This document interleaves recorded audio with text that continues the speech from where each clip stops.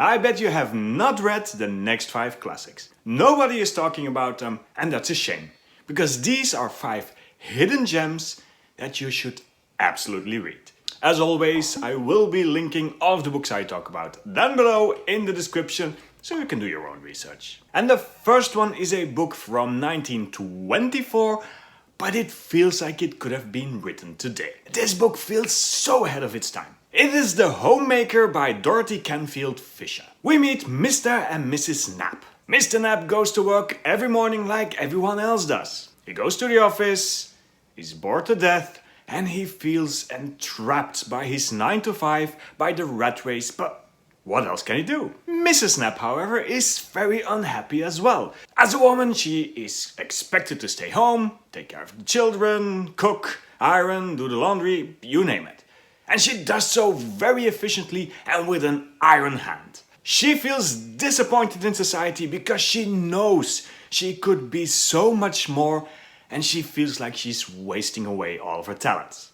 But hey, this is what society expects of them, there is nothing to be done about it. Until the day an accident happened. Mr. Knapp is working on the roof, he falls, he is terribly injured, gets into a wheelchair, and is no longer able to go out and work. So the couple decide to reverse roles. Mr. Knapp will stay home, take care of the children, do all the cooking, the laundry, the household, while Mrs. Knapp will take all of her exemplary skills in management, organization, you name it, and she will put them to use on the work floor. And all of a sudden, everything changes for the Knapps. Mrs. Knapp absolutely blossoms. This is what she was meant to do. This is where she can use her skills, her knowledge, her experience, and actually do something with them.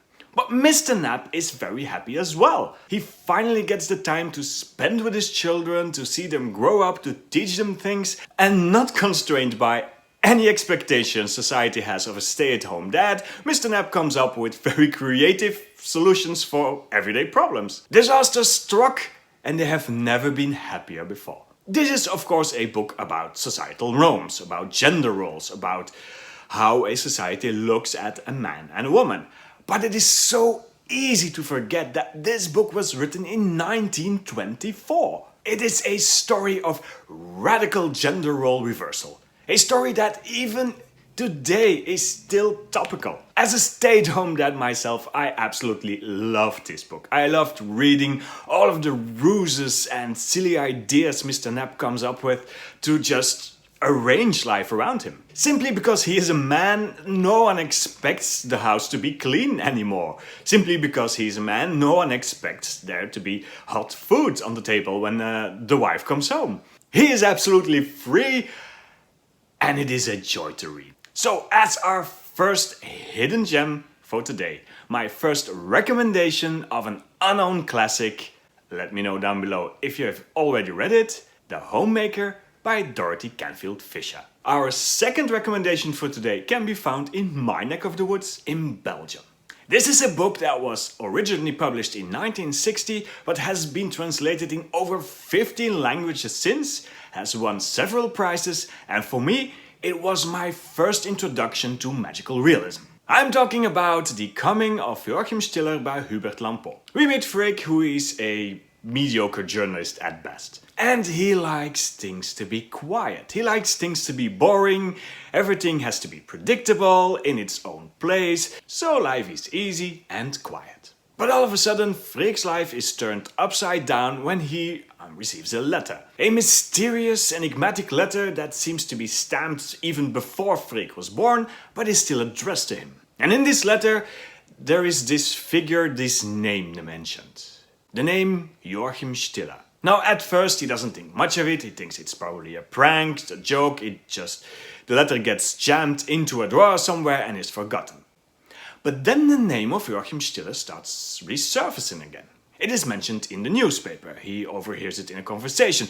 All of a sudden the name Joachim Stiller pops up here and there, and Frick's curiosity gets the better of him.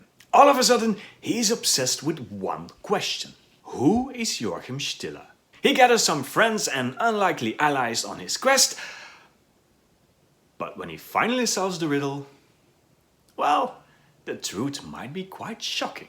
I think I was 14, maybe 15 years when I first read this book, and even up to today, and I've reread it many times now, it keeps astonishing me. It is a wonderful book. It is an excellent example of magical realism without getting too supernatural. This book is confusing and ever so logical at the same time. There is no explaining it. You simply have to read it to understand it. So if you love magical realism or you want to read something totally different, then by all means pick up The Coming of Joachim Stiller, De Komst van Joachim Stiller in Dutch, by Hubert Lampo. It is translated in over 15 languages. There is bound to be a copy that you can read. So our second hidden gem for today, The Coming of Joachim Stiller by Hubert Lampo. For our third recommendation we go to France, and this one isn't quite a novel.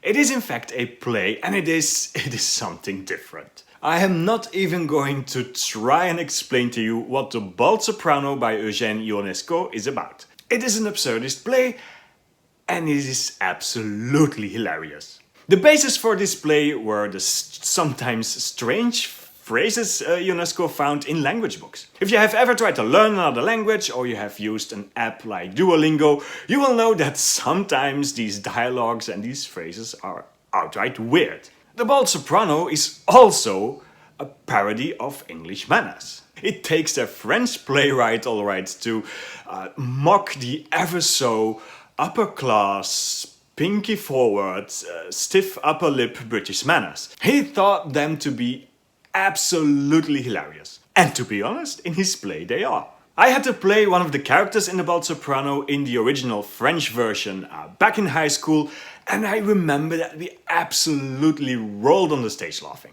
But it would be wrong to just call it a comedy. Because The Bald Soprano certainly has some hidden depths and meanings. Ionesco wanted to portray the alienation we have seemingly gone through towards our own lives. We go through the motions, we know all the words and we speak them at the times they are prompted, but what are we even doing? Does it all have a purpose? Or is life indeed simply a very bizarre play? If you have ever read this one in the original French version, you probably know the sentence comme c'est bizarre, comme c'est curieux, because it is repeated over and over again, and this absolutely encapsulates this play. It is bizarre, it is curious, and it is absolutely hilarious. The Bald Soprano by Eugène Ionesco. If you have the opportunity, go out and see it in the theater. If not, by all means pick up a copy and be surprised by its absurdity. If you are liking these recommendations so far, let me know down below in the comments. Leave a like, do subscribe, it makes all of the difference. And now for number 4. And for our fourth recommendation of today, we go to Italy. To Sicily, to be precise. A beautiful Italian island where we will go on a quest to find Il Gattopardo, the leopard. Giuseppe di Lampedusa's Il Gattopardo, the leopard, was originally seen as unpublishable. The reason? Well, although it was fiction, it felt a bit too real, too close to home. The leopard is all about the dying of an age. The age of aristocracy, flanked by the church, is slowly crumbling down and is bound to make place for a revolution, for democracy, for socialism, whatever the new century brings. But as always, aristocracy refuses to lay down and simply die. And this book is many things. Yes, you could absolutely see it as historical fiction. It beautifully encapsulates the tension in Italian history, where the old ways are finally fading away, but it's not really sure what is coming in their place. These are, for example, the foundations that will eventually lead Italy into fascism. But it is also a beautiful psychological drama.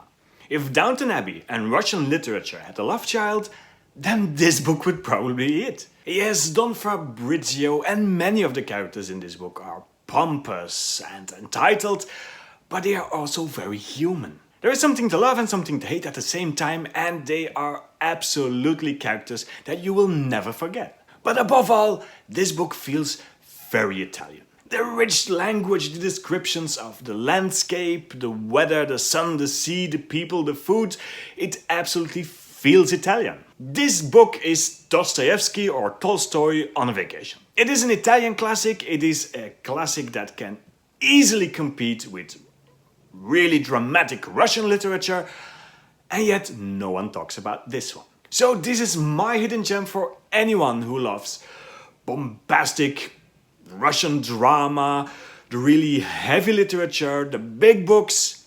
By all means, do pick up a copy of The Leopard, Il Gatto Pardo by Giuseppe di Lampedusa. And for our fifth and last recommendation of today, we are young, we are bored, and we don't know what to do with our lives. Now, with this book, I will go out of my way and even compare it to books like Catcher in the Rye and Stoner. It is that good, and you probably never heard of it. It is The Evenings by Dutch author Gerard Reve. The Evenings is a book about boredom. We meet Fritz, who is a 20-something office worker. He still lives with his parents. They are absolutely driving him crazy, and to escape the absurdity and the boredom and the whole situation at home, he goes out for walks. Winter walks on a winter evening around in the Netherlands. And our main character Fritz is a bit of a strange one. He has dark, unsettling dreams, he's keen to violence, he talks to toys, and he tells the most strange and inappropriate jokes. He is a very awkward character, and the only thing he is absolutely good at is fleeing the situation. He goes out on his walks with nowhere to go. He just knows that he doesn't want to go back yet. He doesn't want to go back in before his parents are gone to bed, before they sleep. He goes out on his walks and just tries to pass the time. He smokes, he drinks, he visits friends even when he's not really invited, and he just, wants to kill the time, kill the hours, kill the minutes until he can go back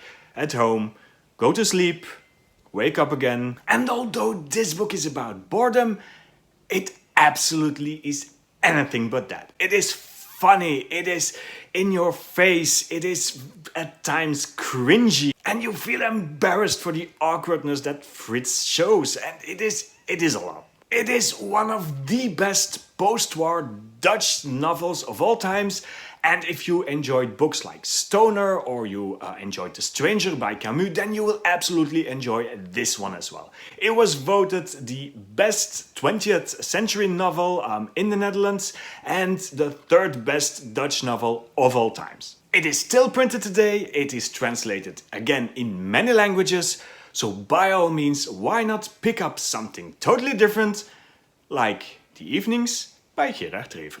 And now I want to hear from you. Did you know any of these books? Was there one that perhaps piqued your interest? And do you have a recommendation of your own? A hidden gem, possibly from your country and your culture? Let me know down below in the comments and we can talk forgotten classics some more. Thank you for watching, and should you be looking for even more classic recommendations, all you have to do is watch this video.